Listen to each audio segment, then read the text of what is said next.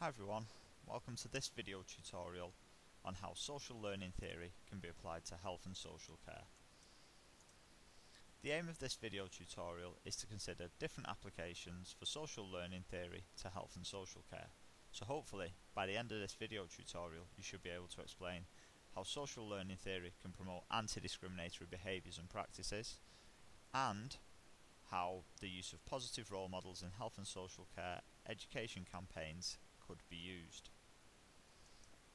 So when we first looked at social learning theory, we discussed the way that people can learn new behaviours by observing others, and we noted that the model's characteristics influence whether they are likely to imitate the behaviour.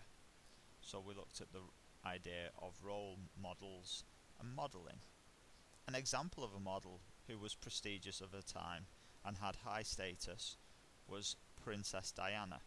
Now, Princess Diana promoted anti-discriminatory practices and behaviours in the late 80s when she visited patients on HIV and AIDS ward. Diana shook hands with a patient with AIDS.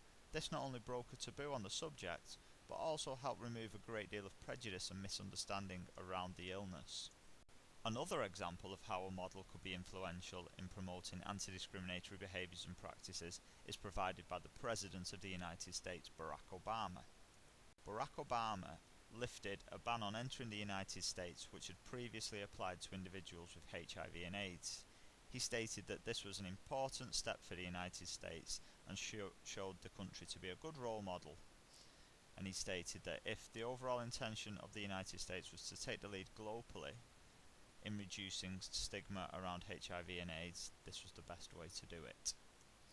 A further example of how social learning theory could be used is the use of positive role models in health education campaigns. So role models can play a powerful part in influencing the behaviour of those who observe them. An example of this is celebrity chef Jamie Oliver, who has had a huge impact in terms of getting local authorities to reintroduce freshly cooked school meals as opposed to the pre-cooked meals which were much less healthy. Jamie's celebrity status greatly influenced the likelihood of his message being taken on board and acted upon, and as we have now seen, Jamie's campaign has changed school meals. On a further practical note, modelling is an excellent way of helping patients overcome anxieties.